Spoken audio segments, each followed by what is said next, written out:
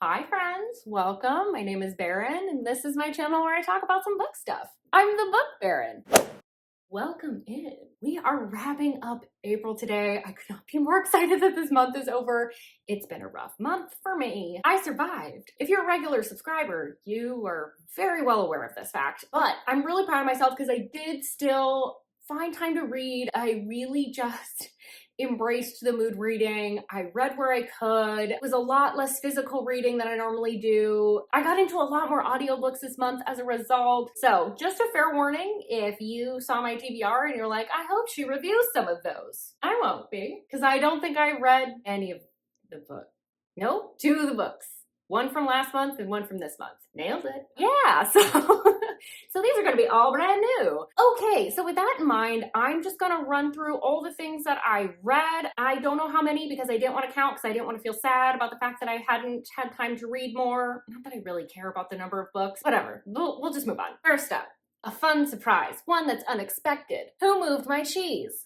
By Spencer Johnson. No, I'm not joking. I actually did read this book. I was forced to for work, and so it counts, and I will be discussing it. It's a little fable, a little fairy tale, little adventure that is supposed to be about change in the workplace. It's about 4 different mice that approach change in 4 different ways, and who succeeds in finding the new cheese and who does not. The moving of cheese equals change. I found it really corny. I hated every second of it, but I did it for my job, and I like being paid. So, 0 cheese for this book. Next up, I read Let There Be Light by A.M. Johnson. This is on KU. It's an MM romance. It's like college, new adult, opposites attract, sports romance. Basically, Royal is going to university. It's his freshman year. He's there on scholarship for his swimming. Can't afford to go to this college without this scholarship. It's a private school, and so it's very expensive. So it's a lot of like rich kids. And he wanted to go to this college in particular because his twin sister is going there.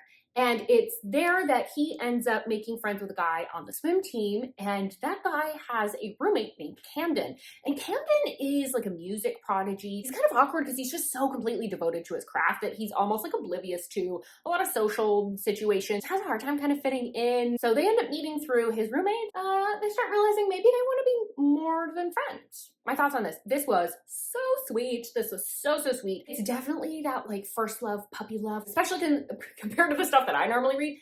Very low angst, very low tension. It's just the kind of like awkward early phases of like falling in love, but also figuring out like, do I like guys? This is probably one of the most grounded new adult books I read. When I read new adult, most of the time they are unhinged. Like, think Euphoria. This is very much grounded. I think that this is probably actually a new adult book that is targeting the new adult or even like upper YA audience, because it's so grounded in like the friend dynamics and the group dynamics at this university and fitting in and all that kind of stuff. So it definitely had like a little bit of a younger feel to it just because of that.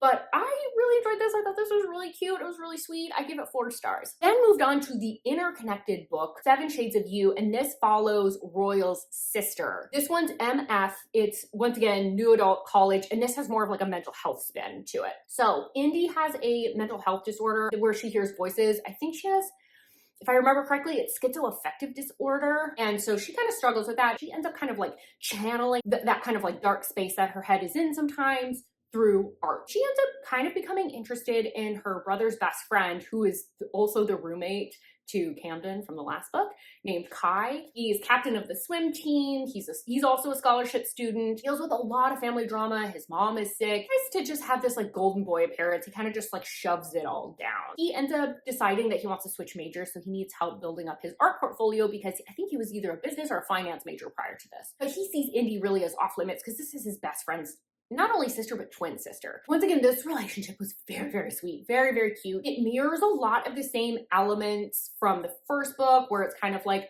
opposites attract. We have an art person and a sport person. How could they ever be together? I will say that this book definitely felt more like Kai's book than it did Indy's, though. Just the issues with his family. He's got some drinking issues that he needs to address, some anger issues. Indy, I liked her, but she almost came across like a little too whimsical for me. Like, she like kind of like Luna Lovegood a little bit. But I think there was like a little bit too much crammed into this book. Got like the mental health disorders. So that in itself, I think would have been like plenty for this book. But there's also a friend of Indy that's got like a drug and alcohol problem. And I wish that had not been included. It takes up page space. It doesn't contribute to the story significantly. And I straight up just don't care about this friend. There wasn't enough there for me to care about them to start with. And then now I feel like it's being forced because something tragic kind of happened to them. It really did tank my enjoyment of this book. This one I'm actually giving 3 stars. Next up I have Tattered by Devney Perry, and this is on KU. This is the first in the Lark Cove series, contemporary, and I think it's like small town secret baby. The heroine's name is Thea, and she's had kind of a pretty rough life in general. She was abandoned as a baby and was kind of failed by the foster system, and so she's kind of had to fight her way through life. She's working at a bar, and she has this very high-end customer who takes an interest in her, starts hitting on her, and they end up having a one-night stand. They don't exchange last names or numbers or anything, and Thea really comes to regret this because turns out she's pregnant, but she's used to hard things, and so she continues on with life, but he ends up bolting back into her life, like, I think it's like 6 or 7 years later. That upends everything for everyone. Thoughts on this? It started off so strong. I was so sad because it had such a fun premise, like right up until the point where they are trying to figure out how to make this work and get the kid introduced to Daddy Dearest. I really appreciated that things weren't just like immediate or easy for him at first. Like he's having to get to know a whole human. It wasn't just like a magic instinct or like genetically they're so similar. None of that kind of stuff, which I really liked because it was really him like trying to figure out how to get to know his daughter. I was really disappointed with the romance though, and that's because there is no time spent on the connection, the chemistry. It's all hinged on the fact that they've already hooked up and are attracted to each other. There is no other building of the relationship. You can see through a lot of the book that they do not align on a lot of things, and I really wish we had spent some more time on the chemistry. Really needed more build up there just because they are so opposite in so many ways. This was another 3-star, unfortunately. Next up, we have Fabric of Our Souls. This is by K.M. Moranova. So I believe this is still on KU. This is like a romantic mystery. It's got some very heavy mental health themes. We have our heroine, Wynn, and she's in her mid-20s and she has attempted to take her own life. Her attempt is unsuccessful. She wakes up in the hospital and her brother is there and they're just trying to figure out like what to do next.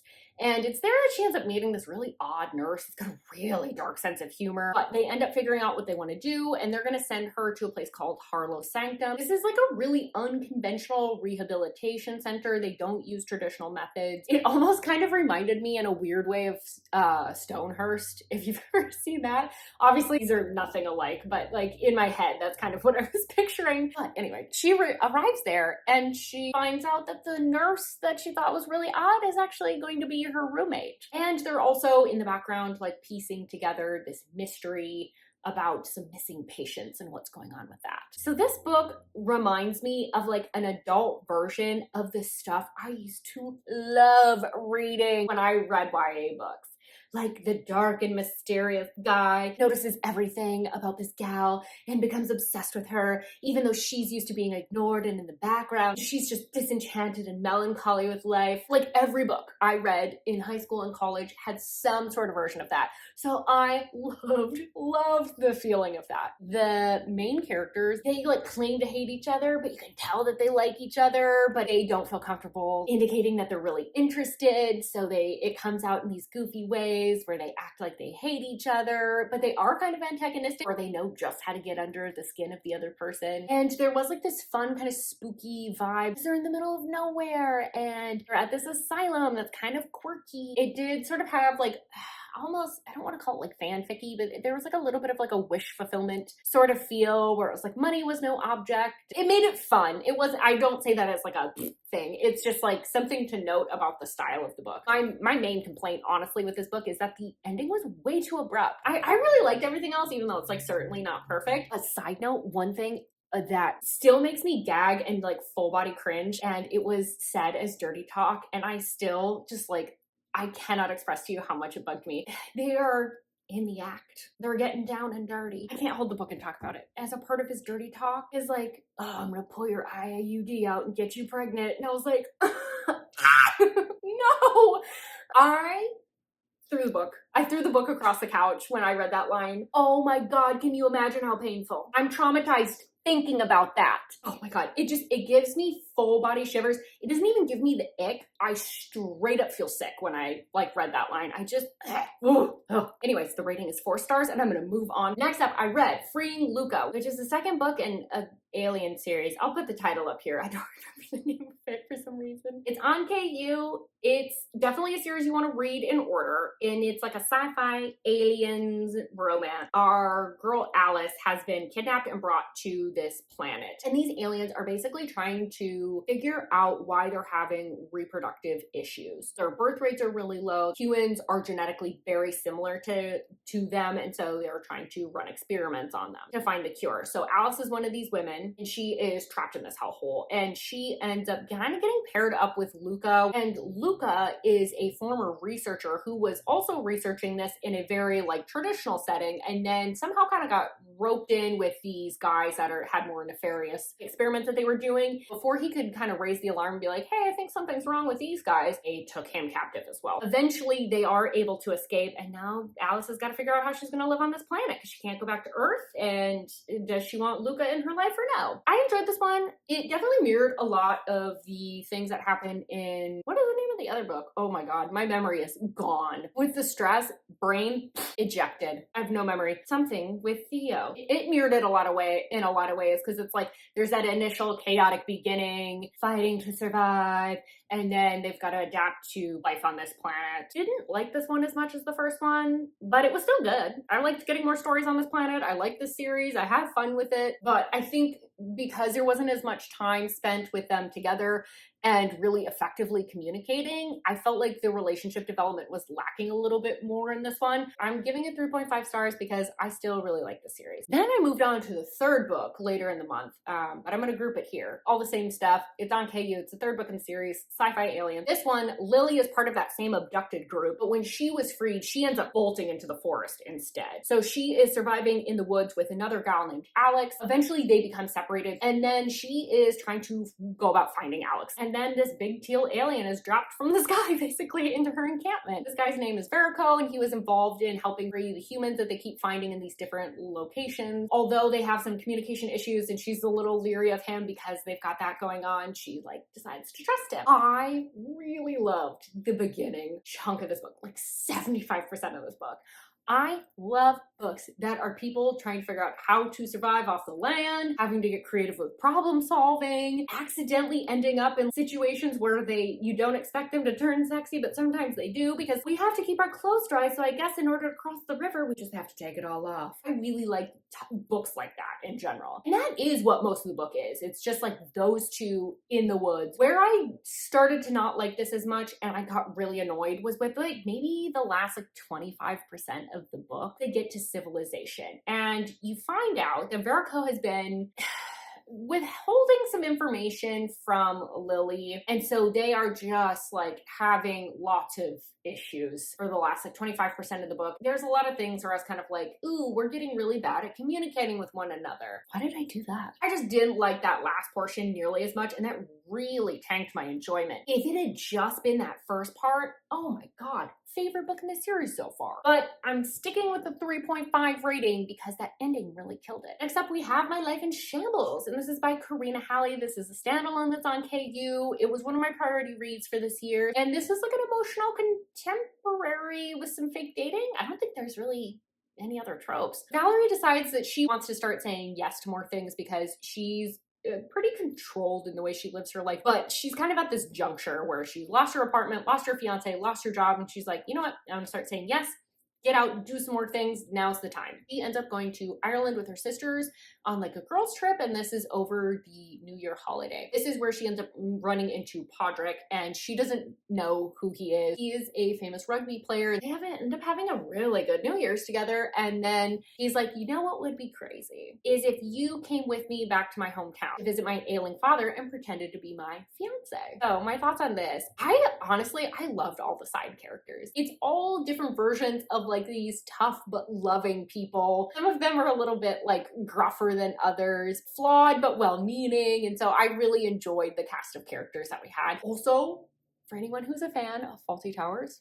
there's Fawlty Tower references in here. Actually, comment below. Have you watched Fawlty Towers, or I'm the one weirdo? Let's find out. Everything just felt like it had like a lot of like layers to it, even though like the tropes and the setup is pretty simple overall. I have two complaints about this book. The female narrator in particular, her Irish accent bordered on piratey at times. It's not horrible, but it is noticeable. My issue with the actual story itself is that the heroine has a major conflict with her mother. Her mother seems to value her for her potential with partners. Her mom just doesn't really celebrate her career in any way. The heroine really loves writing and journalism, and that's something that she takes a lot of pride in, and is very frustrated that her mom doesn't celebrate that more. Yet, at the end of the book, there's nothing about her career. It's only about her relationship. It kind of annoyed me because I was like, you put up this big stink about how much people don't celebrate it,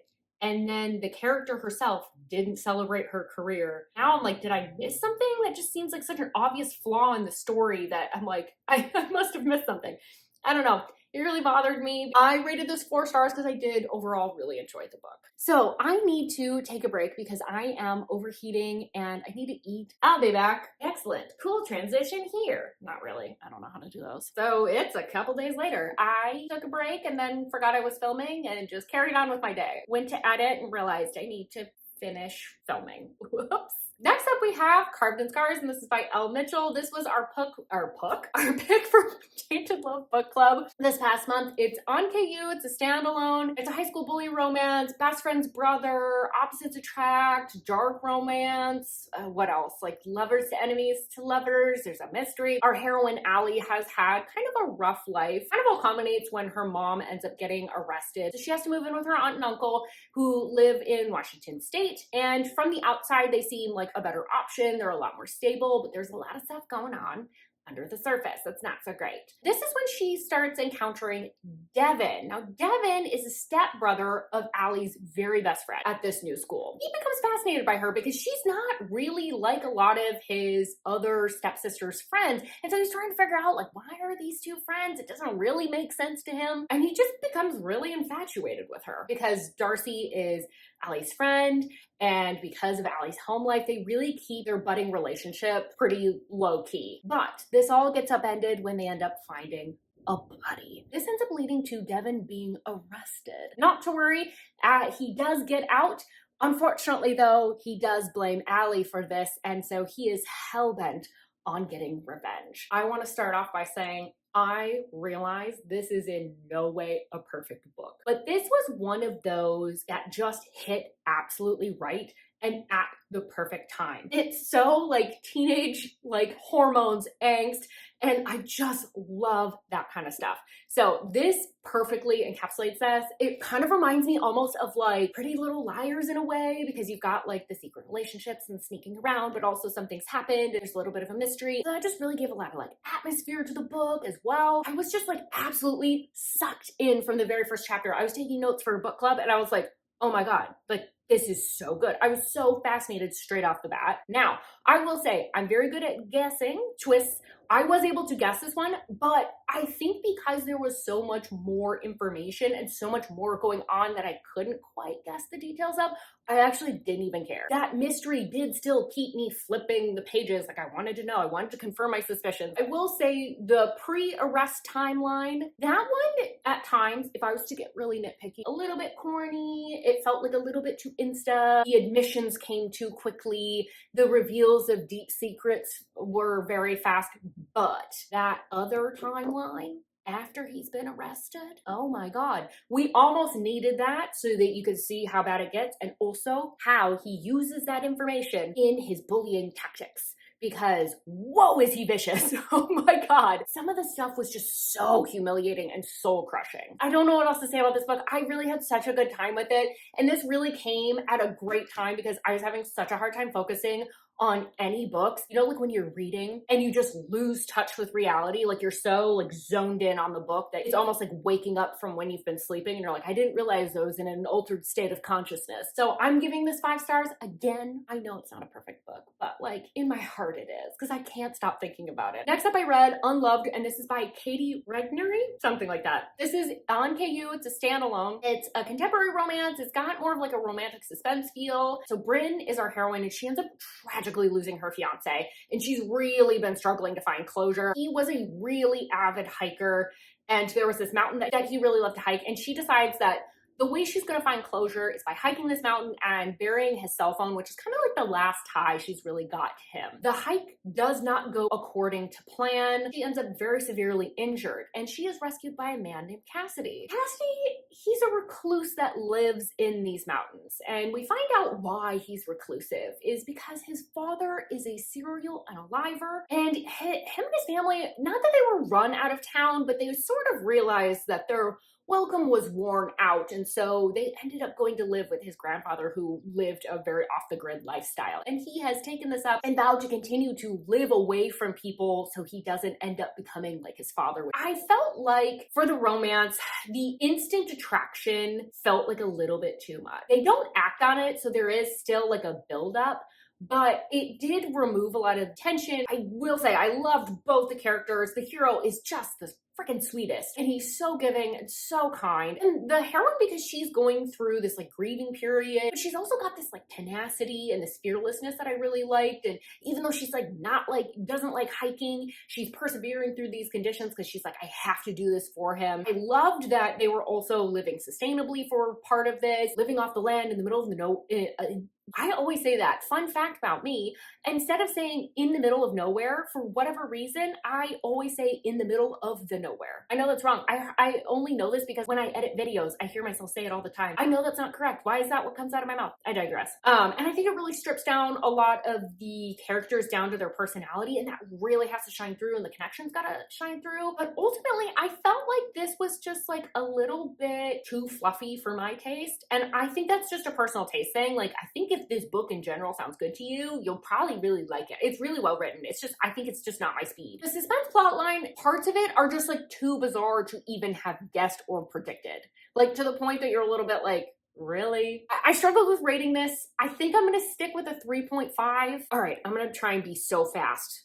I know I say that every time and then I gab, but I'm really gonna try and be fast with these next 3 because they were on my recent vlog. First up, we have The Waterfall Effect by K.K. Allen. This is a standalone on KU. It's new adult romantic suspense, small town. So the last time Aurora was in her small town was when her father was being sentenced for the disappearance of several women. She says goodbye to her boyfriend Jackson, who took the stand against her father, and she felt kind of misrepresented the facts a little bit and helped convict her father. So she's away for several years, and during that time she kind of gets partnered up with her friend Scott. He's sort of her best friend, sort of her partner, but when things kind of with Scott start like moving to the next level, she's like, I don't think this is actually what I want. So her father around this time also passes away in prison, and so she ends up inheriting his cottage in her hometown. In order to just kind of like get a breather from everything going on, she goes to this cottage, and this means that she's going to be running into some townspeople that are not excited to have her there, and also Jackson, because he still lives there. So I ended up DNFing this book because I think this just has an issue that I have with a lot of contemporaries, which is that there's heavy topics that we could be looking at. It's meant to feel emotional, and yet somehow I just don't feel that. It feels very surface level. It feels very too sunshiny, too optimistic in a way that I feel like is out of sync with the circumstances that are occurring. I just felt like the heroine in particular, I really struggled to connect to. Jackson was giving me nothing. He was kind of generic. And then the chemistry with the hero, zero, zilch. It's completely hinged on the fact that they already had a relationship in a previous period of time. And that's what accounts for all of the tension. So I ended up DNFing it, but if it sounds like your cup of tea from my description, maybe try it, because I think that this is like a thing that I have an issue with in a lot of contemporaries. Okay, moving on. Butcher and Blackbird. So this is the first in a series. It's a dark rom-com, friends to lovers kind of a vibe. Sloane and Rowan are rival serial unalivers who go after bad guys, kind of like Dexter. They end up striking up a friendship after Rowan encounters Sloane. Aaron helps her out of a tough situation. He ends up proposing a little friendly competition that they meet up once a year where they go after the same person. Thoughts on this? Definitely leans more rom-com. In general, you like rom-com style books and can handle some dark content like accidental people eating, things decomposing. There's a lot of body horror. They talk about gouging. I think you would probably end up liking this. It's just like rom-com style, but give it a little bit of a dark twist. I think the concept is really fun. I think overall I enjoyed the premise of this story. Unfortunately though, the concept also hindered the romance a little bit because we're having these massive time jumps. We're not getting a lot of them outside of the competition. So I think it just left the romance feeling a little bit underbaked. Just like, it needed a little bit more. It needed a little bit more for me. I'm giving this a rating of 3.5. I had a fun time with it, but I didn't super love it. Next up, I have Unbreakable, and this is by Emma Scott. I guess this is the second book in an interconnected series. I honestly had no clue. I completely read this as a standalone. It's on KU. It's a contemporary romance, single parent. I think that's it.